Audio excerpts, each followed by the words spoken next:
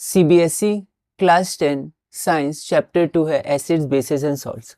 और पिछली वीडियो में हमने सम नेचुरली अकरिंग एसिड्स इसके शॉर्ट नोट्स देख लिए थे, वो बहुत ही इंपॉर्टेंट है। अब हम लोग ये इस वीडियो में आखिरी टॉपिक देखते हैं, मतलब एक दो टॉपिक हैं जो हमें देखने हैं और इसके बाद हम लोग ये चैप्टर पूरा करेंगे। और कोई इसमें थ्योरी है नहीं, और कोई इसमें जो क्वेश्चंस हैं या छोटे छोटे टॉपिक्स जो बचे हुए हैं उनको हम लोग क्वेश्चन से सॉल्व करेंगे।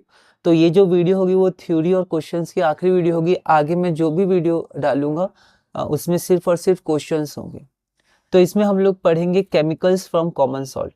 अब जब हम लोग सॉल्ट बोलते हैं, जैसे सॉल्ट का फॉर्मूला क्या है, तो जनरली हम लोग लिखते हैं NaCl। लेकिन ये पूरी तरह सही नहीं है, क्योंकि सिर्फ सॉल्ट का फॉर्मूला पूछा गया था और सॉल्ट कुछ भी हो सकता है जो एसिड और बेस से मिलकर बन रहा है, या फिर मेटलिक ऑक्साइड और एसिड से मिलकर बन रहा है, या फिर नॉन मेटलिक ऑक्साइड और बेस से मिलकर बन रहा है। मतलब सॉल्ट का फॉर्मेशन होता है। सॉल्ट कई तरह के होते हैं। अगर मैंने पूछा सॉल्ट का एक फॉर्मूला बताइए, तो अगर आप KCl बोलते तो भी सही होता है, ये भी एक सॉल्ट है। अगर आप Na2CO3 बोलते तो भी सही है, या फिर आप कुछ और भी बोलते जैसे MgCl2, ये भी एक सॉल्ट है। NaBr, ये भी एक सॉल्ट है। ठीक है, तो ये सब क्या होते हैं, ये सब हमारे सॉल्ट होते हैं। तो अब क्वेश्चन ये होता है कि फिर हम लोग सॉल्ट जब बोलते हैं तो ज्यादातर NaCl क्यों बोलते हैं? क्योंकि एवरीडे लाइफ में हम लोग जिसको सॉल्ट बोलते हैं, जो खाने में काम आता है, वो नमक या सॉल्ट, वो NaCl ही होता है। लेकिन जब हम लोग केमिस्ट्री में पढ़ते हैं तो ये सब सॉल्ट हो सकते हैं, है ना। तो जब ये सब सॉल्ट हो सकते हैं तो फिर हम लोग इसको फिर एक अलग नाम देते हैं। इसको हम लोग सोडियम क्लोराइड, इसका नाम है ही, तो सोडियम क्लोराइड करके कह सकते हैं। और फिर हम लोग इसको कॉमन सॉल्ट भी बोलते हैं, ठीक है। हम लोग इसको टेबल सॉल्ट भी बोलते हैं, है ना। तो ऐसा होता है। तो ये जो NaCl होता है ये बहुत ही इंपॉर्टेंट है। इसकी मदद से हम लोग क्या करते हैं कि बहुत सारे कंपाउंड्स को बनाते हैं। उसमें से कुछ कंपाउंड्स को हम लोग को क्लास 10th के लेवल में पढ़ना है। तो ये रही NCERT बुक और ये बहुत इंपॉर्टेंट है, इसकी रीडिंग, इससे कई सारे क्वेश्चन पूछे गए हैं। तो आप भी इसको ओपन कर सकते हैं। और यहाँ पर हमारा टॉपिक है केमिकल्स फ्रॉम कॉमन सॉल्ट, और उसके बाद common salt are raw material for chemicals. तो अब जो क्वेश्चंस आए हैं, वैसे जैसे 18 सेट्स लगभग होते हैं, जैसे पिछले साल की बात करें हम लोग तो उसमें एक दो सेट में बहुत ही इजी क्वेश्चंस आए, कुछ सेट में हार्ड भी क्वेश्चंस आए। तो हमें दोनों के लिए तैयारी करनी है। तो एक सेट में तो यही पूछा गया था, आप डायरेक्ट फॉर्मूला बताइए। तो आप डायरेक्ट फॉर्मूला भी बता सकते हैं, तो डायरेक्ट फॉर्मूला भी याद कर सकते हैं, या फिर कई बार थोड़े हार्ड क्वेश्चंस भी आते हैं, रिएक्शंस आते हैं। तो हम लोग दोनों तरह के क्वेश्चंस देखेंगे। तो NaCl से जो केमिकल्स बनते हैं वो बहुत सारे होते हैं, लेकिन हमें जो पढ़ना है क्लास 10th लेवल पे, वो पढ़ना है NaOH, सोडियम हाइड्रोक्साइड, उसके बाद ब्लीचिंग पाउडर, उसके बाद बेकिंग सोडा, उसके बाद वॉशिंग सोडा। ये हमें पढ़ना है, और भी ज़्यादा केमिकल्स बनते हैं। तो सबसे पहले हम लोग देखते हैं कि NaOH का फॉर्मेशन कैसे होता है। तो हम देखते हैं सबसे पहले सोडियम हाइड्रोक्साइड का फॉर्मेशन। तो यहाँ पर सोडियम हाइड्रोक्साइड में सबसे पहले हम लोग समझते हैं ब्राइन क्या होता है। तो NaOH के बारे में देखते हैं शॉर्ट में। तो ब्राइन होता है एक्वस सॉल्यूशन ऑफ NaOH, ठीक है। NaOH का एक्वस सॉल्यूशन का दूसरा नाम ब्राइन भी होता है। तो अब क्या होता है, इलेक्ट्रोलाइसिस। इलेक्ट्रोलाइसिस प्रोसेस हमें 11th-12th में भी पढ़नी है, और 12th में बेसिकली इसको पढ़ना है इलेक्ट्रोलाइसिस के बारे में, और 11th में भी पढ़ना है। मतलब ये हायर स्टडीज में हमें देखना है। 10th लेवल पे हमें बहुत ही ज़्यादा डिटेल में नहीं देखना है कि एनोड क्या होता है, कैथोड क्या होता है, कैसे आयंस और फॉर्मेशन होता है इनका। पर फिर भी एक डायग्राम है, और डायग्राम अब डायरेक्ट भी दिए जाते हैं क्वेश्चंस में, तो हमें ध्यान रखना है। तो ये डायरेक्ट हमारे पास NCERT का ही डायग्राम है। तो यहाँ पर हमारे पास दो इलेक्ट्रोड्स हैं, एक कैथोड होता है, एक एनोड होता है। यहाँ पर एक सेपरेटिंग मेम्ब्रेन है, और ये हमारे पास एनोड हो गया। और इलेक्ट्रोलाइसिस है तो ये सेल हो गया, या बैटरी आप कह सकते हैं। तो यहाँ पर हमारे पास एक एनोड हो गया, प्लस पॉजिटिव इलेक्ट्रोड, कैथोड हो गया नेगेटिव इलेक्ट्रोड। और यहाँ पर हमारे पास जो इसमें फिल है वो क्या है, ब्राइन सॉल्यूशन है, ठीक है। तो ये आपका ब्राइन हो गया, है ना। अब यहाँ पर जो ब्राइन सॉल्यूशन है, इसमें जब हम इलेक्ट्रिसिटी पास करते हैं तो ये क्या होता है, टूट जाता है। NaCl टूटता है, डिकम्पोजिशन होता है उसका, वाटर भी है, एक्वस सॉल्यूशन है तो वाटर भी है। और बनता क्या है, तो NaOH का फॉर्मेशन होता है। तो इलेक्ट्रिकल डिकम्पोजिशन होता है, इसको इलेक्ट्रोलाइसिस भी कहते हैं। NaOH का फॉर्मेशन होता है। तो यहाँ से हमारा आता है ब्राइन कंटेनिंग NaOH। तो ब्राइन तो रहते ही है, पर इसमें NaOH भी रहता है जो टूटकर बना ब्राइन के टूटने पर जब हमने इलेक्ट्रिसिटी पास की। अब क्या होता है, गैसेस का भी फॉर्मेशन होता है, तो जो एनोड है उस पर Cl2 रिलीज होता है, ठीक है, और जो कैथोड है उस पर H2 रिलीज होते हैं। ये सब क्यों रिलीज होते हैं, कैसे होते हैं, तो ये सब हमें हायर क्लासेस में पढ़नी है। 10th लेवल में बस इतना ध्यान रखना है, एनोड पे Cl2 रिलीज होता है क्लोरीन गैस, और कैथोड पे हाइड्रोजन गैस रिलीज होता है। और यहाँ पर एक रिएक्शन होता है कि NaCl और H2O मिलके क्या बनाता है, NaOH। NaCl और H2O मिलके बनाता है NaOH plus Cl2 plus H2। आप इसको बैलेंस कर लीजिएगा। अब इसका नाम क्या होता है, तो इसका नाम होता है क्लोर अल्कली प्रोसेस। और क्लोर अल्कली प्रोसेस इसका नाम क्यों होता है, तो इसलिए होता है क्योंकि यहाँ पर देखिए Cl है क्लोरीन Cl2, तो क्लोरीन से हो गया क्लोर, और NaOH एक अल्कली है। अल्कली क्या होता है, bases that are soluble in water, तो NaOH सॉल्युबल है वाटर में, तो इसको हम लोग बोलते हैं क्लोर अल्कली प्रोसेस, ठीक है। ओके, अब हम लोग आगे बढ़ते हैं। तो इसके बाद हमारा जो अगला इम्पॉर्टेंट कंपाउंड है वो है ब्लीचिंग पाउडर। अब जो ब्लीचिंग पाउडर है वो किससे बनता है, तो ब्लीचिंग पाउडर हमारा बनता है कैल्शियम हाइड्रोक्साइड से और Cl2 से। ब्लीचिंग पाउडर, ये पहला था NaOH। अब हम लोग थोड़ा देखते हैं ब्लीचिंग पाउडर, ठीक है, बहुत ही शॉर्ट में NCERT का ही मैं बता रहा हूँ। तो अभी कैसे बनता है, तो आपको एक रिएक्शन ध्यान होगा। चैप्टर 1 में इंपॉर्टेंट रिएक्शन है CO plus H2O give COH whole twice plus heat. तो COH होल ट्वाइस हमारा स्लेट लाइम था, या फिर लाइम वाटर, या फिर कैल्शियम हाइड्रोक्साइड आप कह सकते हैं। तो कैल्शियम हाइड्रोक्साइड में जब हम लोग Cl2 को पास करते हैं, अब ये भी NaCl से बनता है पर डायरेक्ट नहीं बनता है। अब NaOH बनाते समय हमें ध्यान था कि Cl2 रिलीज होता है, और उसी का यहाँ पर हम लोग यूज कर सकते हैं। तो इनडायरेक्टली NaCl से ही बनता है, क्योंकि NaCl को तोड़ने पर Cl2 आया, और उसी Cl2 को हम लोग ने जब स्लेक लैम्प से पास किया तो हमारे पास ये Cl2 का फॉर्मेशन हुआ। और एक बात और, ये आपका ड्राई स्लेक्ड लाइम होता है ना, ये ड्राई होता है, ठीक है।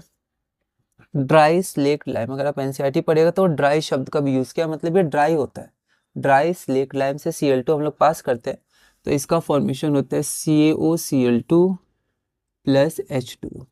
अब ये ब्लीचिंग पाउडर हम लोग कह सकते हैं, पर NCERT में लिखा गया है the actual composition is quite complex. तो इसका जो एक्चुअल कंपोजिशन होता है वो थोड़ा कॉम्प्लेक्स है, तो इसको हम लोग शॉर्ट में ऐसे रिप्रेजेंट कर सकते हैं CaOCl2। आगे हम लोग बढ़ते हैं यूजेस ऑफ ब्लीचिंग पाउडर। तो यूजेस भी मैंने लिखे हैं, शॉर्ट नोट्स मैंने बनाए हैं NCERT के। तो bleaching powder is use for bleaching cotton and linen in textile industry.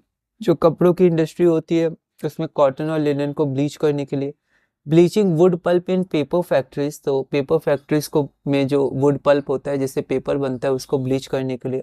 Oxidising agent in chemical industry, तो एक बहुत ही अच्छा ऑक्सीडाइजिंग एजेंट भी होता है, दूसरों को ऑक्सीडाइज करता है, तो केमिकल इंडस्ट्रीज में ये यूज होता है।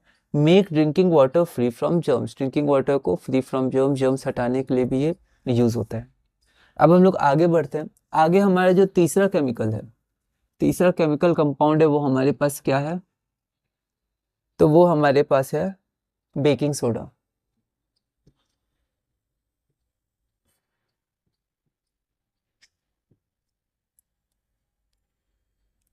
तो बेकिंग सोडा क्या होते हैं, जनरली हम लोग किचन में फूड्स में यूज करते हैं, और इसका जो फॉर्मूला होता है वो होता है NaHSO3। 2025 में ही एक सेट में डायरेक्ट फॉर्मूला पूछा गया था, शायद वॉशिंग सोडा का ऐसे करके, तो फॉर्मूलाज भी हमें ध्यान रखने हैं। तो ये बनता कैसे है, तो ये बनता है NaCl से, NaCl plus H2O plus CO2 plus ammonia NH3 gives NH4Cl ammonium chloride और NaHCO3, ठीक है। ये रिएक्शन भी इंपॉर्टेंट, ये सब रिएक्शंस हमें ध्यान रखने हैं।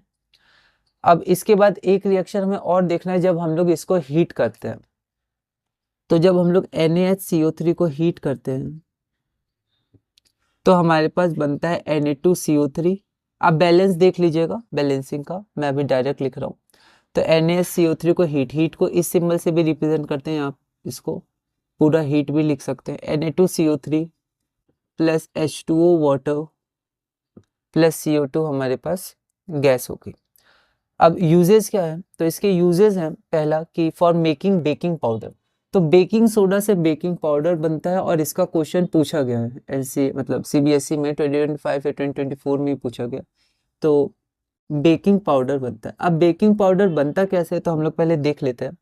Baking powder is a mixture of baking soda, तो इसमें एक तो बेकिंग सोडा ही होता है मतलब NaHCO3, और एक एसिड होता है माइल्ड एडिबल एसिड, है ना, माइल्ड एसिड होता है जिसको हम लोग खा सकते हैं, जैसे टार्ट्रिक एसिड। तो टार्ट्रिक एसिड एक ले सकते हैं, टार्ट्रिक एसिड, ठीक है। तो अब इसका एक रिएक्शन होता है, तो जब बेकिंग पाउडर, ये हमारा बेकिंग पाउडर हो गया, इसको जब हम लोग हीट करते हैं तो क्या होता है, ये इंपॉर्टेंट, ये क्वेश्चन पूछा गया। तो NaHCO3 ले लेते हैं, और क्योंकि ये एसिड है, कोई भी एसिड हो सकता है, माइल्ड एडिबल एसिड, तो एसिड से मिला H+, किसी भी एसिड से। तो जब हम लोग इसको हीट करते हैं तो हमारे पास CO2 का फॉर्मेशन होता है, H2O का फॉर्मेशन होता है, यहाँ सोडियम है तो सोडियम सॉल्ट का फॉर्मेशन होगा, तो सोडियम सॉल्ट का हमारे पास फॉर्मेशन होता है, ठीक है। तो सोडियम सॉल्ट का हमारे पास फॉर्मेशन होता है। तो यहाँ पर क्वेश्चन है या फिर यहाँ पर कॉन्सेप्ट भी दिया हुआ है कि जो कार्बन डाइऑक्साइड जो रिलीज होता है, जो निकलता है, वो ब्रेड्स या जो केक्स होते हैं उनको स्पॉन्जी बनाता है। जो हम लोग केक्स या ब्रेड खाते हैं तो उसमें जो स्पॉन्ज होता है, वो जो स्पॉन्जी होता है ब्रेड, वो CO2 के कारण होता है, जो CO2 रिलीज होता है, ठीक है। बेकिंग पाउडर को हीट करते हैं तो CO2 जो रिलीज होता है। Carbon dioxide produced during the reaction can cause bread or cake to rise, making them soft and spongy. उसके बाद सेकंड हमारे पास होता है sodium hydrogen carbonate is also an ingredient in antacids, तो एंटासिड्स में भी एक इंग्रेडिएंट होता है। It is also used in soda acid fire extinguisher, तो सोडा एसिड फायर एक्सटिंग्विशर में ही मदद करता है। एंटासिड्स भी होता है ना, जब इंडाइजेशन हो जाता है तो हम लोग जो बेस लेते हैं तो उसमें भी हमें मदद करते हैं। तो being alkaline it neutralizes excess acid in the stomach and provides relief। तो इसके बाद हमारा अगला क्या है, तो लास्ट हमारे पास है वॉशिंग सोडा। तो वॉशिंग सोडा हम लोग देखते हैं। वॉशिंग सोडा का जो फॉर्मेशन होता है वो Na2CO3 से होता है, और Na2CO3 कहाँ से हमें मिला था, तो जब हम लोग ने NaHCO3 को जब हीट किया था तो हमें Na2CO3 plus H2O plus CO2 मिला था, तो यहाँ से हमें मिला था Na2CO3। तो यहाँ पर अब होता क्या है कि वॉशिंग सोडा में वाटर ऑफ क्रिस्टलाइजेशन होता है, मतलब उसका जो फॉर्मूला होता है उसमें कुछ water molecules, fix number of water molecules जुड़े होते हैं, ठीक है। तो इसका जो फॉर्मूला होता है वो होता है Na2CO3 और इसमें 10 H2O जुड़े होते हैं। तो इसको बनाने के लिए हम लोग क्या करते हैं कि यहाँ से हम लोग Na2CO3 ले लेंगे और इसमें वाटर मॉलिक्यूल्स ले लेंगे, तो यहाँ पर ये वाटर मॉलिक्यूल्स इससे कंबाइन हो जाते हैं, जुड़ जाते हैं, तो हम लोग कह सकते हैं ये Na2CO3 डॉट 10 H2O, मतलब इसका जो एक फॉर्मूला यूनिट होता है, मतलब एक यूनिट होता है उसमें 10 वाटर मॉलिक्यूल्स पाए जाते हैं, तो Na2CO3 डॉट 10 H2। उसके बाद वॉशिंग सोडा का क्या क्या यूज होता है, तो it is use in glass, soap and paper industries. उसके बाद it is use in the manufacture of sodium compound such as borax, और sodium carbonate can be use as cleaning agent, जो हम लोग घरों में क्लीनिंग एजेंट के लिए यूज करते हैं, वॉशिंग सोडा उसमें भी होता है। It is use for removing permanent hardness of water, तो जो परमानेंट हार्डनेस होता है वो भी ये रिमूव करता है। तो इससे भी शॉर्ट क्वेश्चन MCQ में बन सकते हैं। उसके बाद अब हम लोग आगे बढ़ते हैं। आगे हमारे पास क्या है कि are the crystals of salt really dry, ठीक है। तो हम जैसे Na2CO3 ले लें, इसके क्रिस्टल होते हैं। फिर जैसे हम लोग CuSO4 ले लें, हमें पता है ब्लू रंग का होता है ना, CuSO4 कॉपर सल्फेट। और हमने एक रिएक्शन भी पढ़ा था, डिस्प्लेसमेंट रिएक्शन, जिसमें जो कॉपर सल्फेट का ब्लू रंग है एक्वा सॉल्यूशन में वो ग्रीन रंग में कन्वर्ट हो गया था। फिर FeSO4। तो इन सब के क्रिस्टल्स को जब हीट करते हैं टेस्ट ट्यूब में तो हम लोग वाटर ड्रॉपलेट्स देख सकते हैं। तो क्या होता है कि इनका जो फॉर्मूला होता है उसमें क्या होता है, एक fix number of water molecules भी जुड़े रहते हैं, उसी को बोलते हैं वाटर ऑफ क्रिस्टलाइजेशन। तो इसमें 5 जुड़े रहते हैं, इसमें 10 जुड़े रहते हैं, इसमें 7 जुड़े रहते हैं, और एक जिप्सम आता है, अभी हम लोग पढ़ेंगे, CaSO4, उसमें 2 जुड़े रहते हैं। तो एक क्वेश्चन भी आया था, ये नहीं दिया हुआ था, बस दिया था इनमें से किसमें सबसे ज़्यादा वाटर ऑफ क्रिस्टलाइजेशन होता है, या फिर सबसे ज़्यादा वाटर मॉलिक्यूल्स किसके साथ जुड़े होते हैं एक फॉर्मूला यूनिट मास में, तो Na2CO3 के संग 10H2O। ठीक है, ये हुआ। उसके बाद अब हम लोग 2 कंपाउंड और देख लेते हैं, प्लास्टर ऑफ पेरिस और जिप्सम। प्लास्टर ऑफ पेरिस, इसे POP भी हम लोग कहते हैं। तो प्लास्टर ऑफ पेरिस एक्चुअली होता क्या है, ये होता है CaSO4 डॉट हाफ H2। बनता कैसे, तो जिप्सम जो होता है, उस जिप्सम को जब हम लोग हीट करते हैं एट 373 केल्विन, तो वाटर मॉलिक्यूल जिप्सम लूज करता है। ठीक है, तो जिप्सम क्या होता है, CaSO4.2H2, और जब हम लोग इसको हीट करते हैं तो ये वाटर मॉलिक्यूल्स लूज करता है, तो CaSO4 dot half H2O plus 1/2 H2O। ठीक है, तो उसको हम लोग बोलते हैं इसको हम लोग बोलते हैं जिप्सम, और इसको हम लोग बोलते हैं प्लास्टर ऑफ पेरिस। ठीक है, अब उसके बाद हम लोग यहाँ देखते हैं कि जो जिप्सम है वो हीट करने पर प्लास्टर ऑफ पेरिस बनाता है, तो इसको हम लोग रिवर्स भी सोच सकते हैं कि पहले POP का हम लोग यूज़ देख लेते हैं कि जो डॉक्टर है जो फ्रैक्चर बोन को सपोर्ट करते हैं, वाइट रंग का जो फ्रैक्चर जो बोन होता है उस पर लगाया जाता है, उस जैसे अगर लेग में है या हैंड में, तो जो प्लास्टर बांधा जाता है उसमें प्लास्टर ऑफ पेरिस का यूज़ होता है। फिर टॉयज़ बनाने के लिए, डेकोरेटिव आइटम्स बनाने के लिए इसका यूज़ होता है। फिर किसी सरफेस को स्मूथ करना होता है, उसमें भी इसका यूज़ होता है। अब एक बार इसका रिवर्स रिएक्शन हम लोग देखते हैं, तो जैसे हम लोग यहाँ पर देख लेते हैं, हमारे पास ये प्लास्टर ऑफ पेरिस, इसको हम लोग कई बार ऐसे भी बोलते हैं कैल्शियम सल्फेट हेमीहाइड्रेट, आधा वाटर मॉलिक्यूल है तो हेमीहाइड्रेट, और हम लोग इसको मतलब इसमें 1/2 वाटर मॉलिक्यूल्स, थोड़ा वाटर मॉलिक्यूल जोड़ते हैं तो हमारे पास जिप्सम बन जाता है।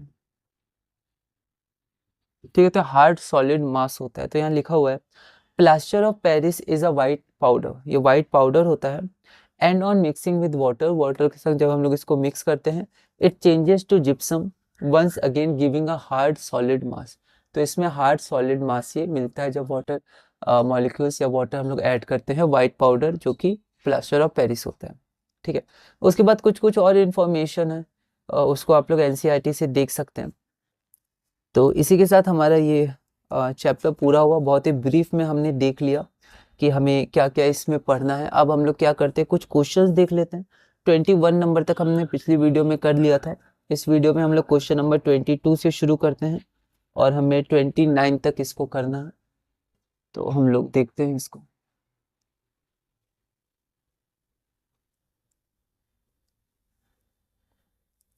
तो क्वेश्चन नंबर 22 हमारे पास क्या है, हमारे पास 3 रिएक्शन दिए हैं। Dilute HCl reacts with NaOH, मतलब हमारे पास HCl है डाइल्यूट, और वो रिएक्ट कर रहा है NaOH के साथ। दूसरा, magnesium oxide reacts with dilute HCl, magnesium oxide MgO, और ये रिएक्ट कर रहा है डाइल्यूट HCl के साथ। उसके बाद हमारे पास है CO2 रिएक्ट्स विद NaOH, तो ये हमारे पास CO2 है और ये NaOH के संग रिएक्ट कर रहा है।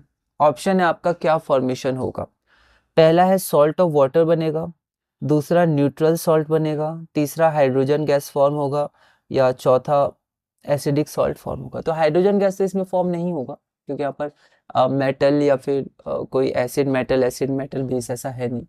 अगर आप ध्यान दीजिएगा तो हमने देखा था कि reaction of non metallic oxide and metallic oxides with acids and bases. ठीक है, तो उसमें जो मेटलिक ऑक्साइड थे वो रिएक्ट करते थे एसिड से, और नॉन मेटलिक ऑक्साइड बेसिस से। तो ये हमारे पास क्या है, मेटलिक ऑक्साइड है, एसिड से रिएक्ट किया तो ये सॉल्ट वाटर फॉर्म करेगा, है ना, इसलिए ये बेसिक इन नेचर होता है। और non metallic oxide carbon non metal होता है, वो बेस से रिएक्ट करा तो फिर से सॉल्ट और वाटर का फॉर्मेशन होगा, तो ये हमारा एसिडिक इन नेचर होता है। अब यहाँ पर क्वेश्चन में है कि एसिडिक सॉल्ट बनेगा न्यूट्रल सॉल्ट या सिर्फ सॉल्ट। तो यहाँ पर ऐसा नहीं है कि सब स्ट्रॉन्ग है तो न्यूट्रल सॉल्ट का फॉर्मेशन होगा। ठीक है, तो हम लोग इतना कह सकते हैं कि सॉल्ट का फॉर्मेशन जरूर होगा, फिर जो स्ट्रांग होगा उसके हिसाब से नेचर हो सकता है, पर तीनों में एक ही नेचर का सॉल्ट बनेगा ऐसा नहीं है, ठीक है। तो इसलिए हम लोग ऑप्शन नंबर ए के संग जाएंगे कि कोई भी नेचर का हो सॉल्ट जरूर बनेगा और वाटर बनेगा, तो सॉल्ट प्लस वाटर, ठीक है। अगला क्वेश्चन हमारे पास है, ये क्वेश्चन 2025 में पूछा गया था 1 मार्क का। हमारे पास अगला क्वेश्चन है जो कि हमारा क्वेश्चन नंबर 23 है। तो क्वेश्चन नंबर 23 हमारे पास क्या है, in 1 formula unit of salt X 7 molecules of water of crystallisation are present. 1 formula unit मतलब उसका फॉर्मूला, जैसे NaCl का फॉर्मूला NaCl होता है, तो ये 1 फॉर्मूला यूनिट, MgCl2 का ये 1 फॉर्मूला यूनिट, सोडियम कार्बोनेट का Na2CO3 1 फॉर्मूला यूनिट। तो ऐसी एक सॉल्ट हमारे पास X है और उसमें 7 मॉलिक्यूल्स ऑफ वाटर है, 7H2। तो आपको बताना है ये X क्या है, तो आपको कुछ एग्जांपल्स ध्यान रखने होंगे। तो X हमारा हो जाएगा FeSO4, फेरस सल्फेट, उसमें हमारे पास 7H2 होता है, 7 water, 7 molecules of water of crystallisation. अगला क्वेश्चन हमारे पास क्वेश्चन नंबर 24 है। ये क्वेश्चन नंबर 23 2025 में 1 मार्क का पूछा गया था। क्वेश्चन नंबर 24 फिर से 2025 में पूछा गया है। क्वेश्चन हमारे पास है, a common feature observed in the crystal of washing soda, copper sulphate and gypsum and ferrous sulphate is that. तो 4 हमारे पास कंपाउंड दिए हुए, एक वॉशिंग सोडा दिया हुआ है, तो Na2CO3 और इसमें 10H2 होता है, तो इसके साथ लिख लेते हैं। फिर कॉपर सल्फेट CuSO4, इसमें 5 होता है। उसके बाद हमारे पास है जिप्सम, कैल्शियम सल्फेट .2H2, और चौथा हमारे पास है फेरस सल्फेट FeSO4 .7H2O। तो क्वेश्चन है, इन चारों में एक कॉमन फीचर क्या है। तो पहला है, इट एग्जिबिट बेसिक नेचर, सब बेसिक नेचर को शो करते हैं। दूसरा, दे एग्जिबिट एसिडिक नेचर, सब एसिडिक नेचर के होते हैं। तीसरा, they have fixed number of molecules of water of crystallisation in 1 formula unit of the salts. तो इसमें जो एक फॉर्मूला यूनिट था उसमें fixed number of water of crystallisation होते हैं, कि ये सारे कलर्ड होते हैं। तो ये सब कलर्ड नहीं होते हैं, ठीक है। और इसमें जो आंसर हो जाएगा वो हो जाएगा, they have fixed number of molecules of water of crystallisation in 1 formula unit of this salts. तो ये जो सॉल्ट्स हमारे पास है इसमें देखिए fix number of water of crystallisation है, fix number of molecules of या फिर वाटर मॉलिक्यूल्स ऑफ क्रिस्टलाइजेशन, ठीक है। तो यहाँ देखिए 10 molecules of water, 5 molecules of water, 2 molecules of water and 7 molecules of water. So they have fixed number of molecules of water of crystallization in 1 formula unit of the salt. तो इस formula के संग एक fix number का, इसमें 10 है fix number है, इसमें 5 ही है, इसमें 2 है और इसमें 7 है, ठीक है। तो ऑप्शन सी हो जाएगा। उसके बाद हम लोग आगे चलते हैं। आगे हमारे पास यूजेस से क्वेश्चन आया, यूजेस भी इंपॉर्टेंट है और ये क्वेश्चन 2025 में पूछा गया 1 मार्क का, अलग अलग सेट्स में ये क्वेश्चन आए हैं। तो 25 नंबर का हमारे पास ये क्वेश्चन है, मतलब 1 मार्क का है और क्वेश्चन नंबर 25 है। The chlorine produce during the electrolysis of Bryan, brine solution में, मतलब क्लोर अल्कली प्रोसेस का बात हो रहा है, तो इलेक्ट्रोलाइसिस होता था ब्राइन सॉल्यूशन में, तो क्लोरीन गैस हमारी फॉर्म होती थी। तो जो क्लोरीन होता है उसको हम लोग किसके मैन्युफैक्चर में यूज करते हैं, तो आपको ध्यान होगा ब्लीचिंग पाउडर के, ब्लीचिंग पाउडर। पर यहाँ पर ऑप्शन में ब्लीचिंग पाउडर है नहीं। पहला है अमोनिया, दूसरा है डिसइंफेक्टेंट्स, तीसरा प्लास्टर ऑफ पेरिस और चौथा सोप्स एंड डिटर्जेंट्स। तो यहाँ पर अमोनिया नहीं होगा, पीओपी या प्लास्टर ऑफ पेरिस नहीं होगा, सोप और डिटर्जेंट्स भी नहीं होगा, डिसइंफेक्टेंट्स होगा, क्योंकि डिसइंफेक्टेंट मतलब जो जर्म्स वगैरह होते हैं जो इन्फेक्शन कॉज कर सकते हैं उसको पानी से हटाने के लिए भी ब्लीचिंग पाउडर का यूज होता था। तो ब्लीचिंग पाउडर को डिसइंफेक्टेंट भी कहते हैं, ठीक है। तो ऑप्शन नंबर बी हो जाएगा। तो लैंग्वेज क्वेश्चन था। उसके बाद क्वेश्चन नंबर 26। अब देखिए ये क्वेश्चन बेकिंग पाउडर से रिलेटेड है और 2025 में आया हुआ है 1 मार्क का। क्वेश्चन हमारे पास है, when a mixture of baking soda and tartaric acid is heated. तो हमारे पास बेकिंग सोडा है NaCO3, तो हमारे पास क्या है, बेकिंग सोडा है, और बेकिंग सोडा के बाद हमारे पास क्या है, टार्ट्रिक एसिड है। तो यहाँ पर हमारे पास है टार्ट्रिक एसिड। तो बेकिंग सोडा के साथ हमारे पास क्या है, टार्ट्रिक एसिड है, और उसको जब हम लोग हीट करते हैं या वाटर के संग मिक्स करते हैं तो एक एक्स का फॉर्मेशन होता है, और वो एक्स क्या करता है, ब्रेड्स और जो केक्स होते हैं उनको राइज करने में मदद करता है, स्पॉन्जी बनाने में मदद करता है। तो आपको बताना है ये जो हमारे पास एक्स है ये एक्स क्या है। 2025 1 मार्क का क्वेश्चन है। तो ये XCO2 है, कार्बन डाइऑक्साइड, है ना।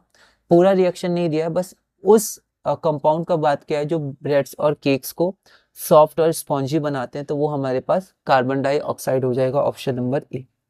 उसके बाद हम लोग अगला क्वेश्चन देखते हैं, क्वेश्चन नंबर 27। ये भी क्वेश्चन 2025 में आया था, ये भी, और ये वाला क्वेश्चन भी 2025 में आया था, 27। क्वेश्चन हमारे पास है, the water of crystallisation is present in, 4 option दिए, इनमें से किस में वाटर ऑफ क्रिस्टलाइजेशन है। नंबर ए है, 1 है ब्लीचिंग पाउडर में, दूसरा प्लास्टर ऑफ पेरिस में, तीसरा वॉशिंग सोडा में, और चौथा बेकिंग सोडा में। तो बेकिंग सोडा में तो नहीं होता है, प्लास्टर ऑफ पेरिस में हमारा होता है H2O, और पहला ब्लीचिंग पाउडर में नहीं होता है, तो प्लास्टर ऑफ पेरिस में होता है water of crystallisation, calcium sulphate hemihydrate, और तीसरा हमारे पास है वॉशिंग सोडा Na2CO3.10H2O। तो इन दोनों में होता है, तो हमारा ऑप्शन हो जाएगा 2 और 3, जो कि हमारा ऑप्शन नंबर बी है। तो आप ऑप्शन एलिमिनेट करके भी देख सकते हैं। अगला क्वेश्चन 2025 में आया था, डायरेक्ट फार्मूला पूछा गया, तो क्वेश्चन नंबर 28 है हमारे पास, डायरेक्ट फार्मूला पूछा गया 2025 में, 1 मार्क का। The formula of washing soda is, तो वॉशिंग सोडा का फार्मूला क्या होता है, पहला NaHCO3.6H2O, दूसरा Na2CO3.6H2O, तीसरा ऑप्शन सी NaHCO3.10H2O, और ऑप्शन डी Na2CO3.10H2O। तो हमें पता है वॉशिंग सोडा का फॉर्मूला होता है Na2CO3.10H2। उसके बाद क्वेश्चन नंबर 29 है, बस ये क्वेश्चन हम लोग और करेंगे। ये क्वेश्चन 2024 में आया हुआ था, 1 मार्क का, और क्वेश्चन हमारे पास क्या है, तो क्वेश्चन हमारे पास है क्वेश्चन नंबर 29, FeSO4, तो हमें दिया हुआ है FeSO4, उसके साथ हमें दिया हुआ है CuSO4, उसके बाद हमें दिया है CaSO4, और हमें फिर दिया है Na2CO3।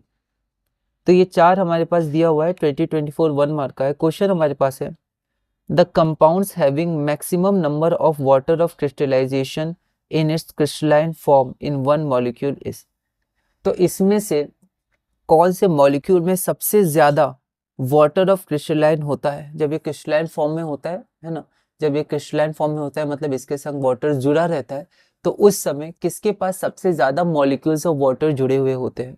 तो अगर हम लोग यहाँ पर देखें, तो इसके संग 7 मॉलिक्यूल्स ऑफ वाटर जुड़े होते हैं, इसके संग 5 मॉलिक्यूल्स ऑफ वाटर जुड़े होते हैं, इसके संग 2 और इसके संग 10। तो मैक्सिमम नंबर किसके संग होता है, इसके संग .10H2O, जिसको हम लोग बोलते हैं वॉशिंग सोडा। और इसमें जब नहीं होता है, इसको बोलते हैं एनहाइड्रस सोडियम कार्बोनेट, मतलब वाटर मॉलिक्यूल्स नहीं जुड़े हैं, क्रिस्टलाइन फॉर्म में नहीं है। जब ये क्रिस्टलाइन फॉर्म में आता है .10H2O, तो ये मैक्सिमम नंबर ऑफ इसमें वाटर ऑफ क्रिस्टलाइजेशन होता है। तो ये हमारा आंसर हो गया, ठीक है। ऑप्शन के हिसाब से ऑप्शन नंबर डी हो जाएगा। और भी क्वेश्चंस हैं, ये सब 1 मार्क के क्वेश्चन थे, और भी 2 मार्क्स 3 मार्क्स 5 मार्क्स के भी क्वेश्चन आते हैं, उनको भी हम लोग देखेंगे। तो इसी के साथ हमने ब्रीफ में पूरे चैप्टर्स में देख लिया कि हमें क्या क्या पढ़ना है। अगली वीडियो में या फिर जब भी इसकी वीडियो में अपलोड करूंगा, तो उसमें हम लोग अब सिर्फ और सिर्फ क्वेश्चंस देखेंगे, क्वेश्चन प्रैक्टिस करेंगे। आप रिवीजन करिएगा, है ना, इंपॉर्टेंट है। बस आप ये जो है, ये बुक है, इनका थ्योरी बहुत इंपॉर्टेंट है इसकी, तो आप इसको ज़रूर देखिएगा। इसके डायरेक्ट जो ये डायग्राम्स है वो भी पूछे जाते हैं, उनको भी आप देखिएगा कि उस डायग्राम में क्या हो रहा है, एक्सपेरिमेंट के डायग्राम्स होते हैं। और इसी तरह हम लोग धीरे धीरे CBSE क्लास 10 साइंस में आगे बढ़ेंगे। तो अब हम लोग एक बार PDF में देख लेते हैं इसका लैंग्वेज, और फिर हम लोग धीरे धीरे CBSE क्लास 10 साइंस में आगे बढ़ेंगे। तो पिछली वीडियो में हमने यहाँ तक कर लिया था। इस वीडियो में ये मैंने कुछ नोट्स बनाए हैं, डायरेक्ट NCERT के नोट्स हैं। NCERT में और भी इन्फॉर्मेशन है, आप उनको पढ़िएगा, ठीक है। कोई क्वेश्चन बीच में से ही पूछे जाते हैं। ये एनोड पे क्या होता है, तो सॉरी, ये मैंने शायद उल्टा लिख दिया। तो ये आपका कैथोड होगा, एट कैथोड, और ये आपका हो जाएगा एट एनोड, है ना। तो आप इसको एक बार देख लीजिएगा। तो एनोड पे Cl2 और कैथोड पे हाइड्रोजन। उसके बाद ब्लीचिंग पाउडर, जो Cl2 यहाँ निकलता है वो मैन्युफैक्चर करने में यूज़ होता है, और इसको डिसइंफेक्टेंट भी कहते हैं, क्योंकि इसका एक यूज़ होता है making drinking water free from germs.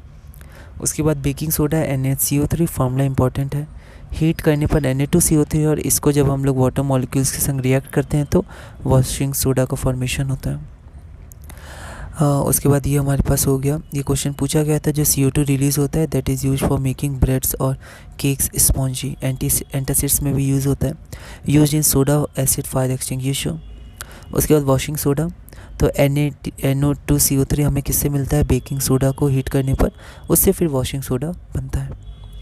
फिर इसके यूजेस होते हैं। फिर वाटर ऑफ क्रिस्टलाइजेशन, तो वाटर ऑफ क्रिस्टलाइजेशन क्या होता है, fix number of water molecules present in one formula unit of salt when water is removed by heating the salt turns white. ठीक है, तो वाइट हो जाता है जब वाटर मॉलिक्यूल्स को हटाते हैं। वाटर मॉलिक्यूल्स के साथ कलर आता है, जैसे इसका कलर होता है ब्लू, पर वाटर मॉलिक्यूल्स आप हटाइएगा। एक एक्सपेरिमेंट भी है, टेस्ट ट्यूब में जब हीट करते हैं तो टेस्ट ट्यूब की वॉल्स पे वाटर मॉलिक्यूल्स होता है और जो क्रिस्टल जो ब्लू था पहले वो अब वाइट हो जाता है। फिर उसके बाद प्लास्टर ऑफ पेरिस और जिप्सम, ठीक है, इसको कैल्शियम सल्फेट हेमीहाइड्रेट भी कहते हैं। और ये जब वाटर से मिक्स करते हैं तो जिप्सम हार्ड सॉलिड मास बन जाता है। इसके यूजेस और ये फिर क्वेश्चंस हैं, ठीक है, 2025 के क्वेश्चंस हैं। मैंने कोशिश की प्रीवियस ईयर्स के क्वेश्चंस करें और फिर सैम्पल पेपर से और भी हम लोग अलग अलग तरह के क्वेश्चंस कर सकते हैं।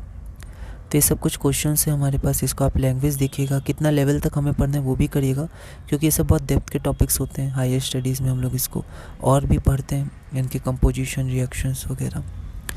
तो ये हमारे पास हो गया। और ये हमारा पहला क्या था, सोडियम हाइड्रोक्साइड था। तो आप अपनी तरह से नोट्स बना सकते हैं, इसके चार्ट्स बना सकते हैं, ठीक है। तो ब्राइन सॉल्यूशन होता है, एक्वस सॉल्यूशन सोडियम क्लोराइड, और जब ब्राइन से इलेक्ट्रिसिटी पास करते हैं तब वो डिकम्पोज होकर सोडियम क्लोराइड बनाता है। ये इलेक्ट्रोलाइसिस होता है। क्लोर अल्कली प्रोसेस कहते हैं, क्लोरीन से, क्योंकि क्लोरीन मिलता है, और NaOH अल्कली होता है तो क्लोर अल्कली प्रोसेस। ये सब कुछ चीज़ें हैं। तो इसी के साथ हमने ये वीडियो पूरा किया। अगली वीडियो में अब हम लोग सिर्फ क्वेश्चंस करेंगे और धीरे धीरे CBSE क्लास 10 साइंस में आगे बढ़ेंगे।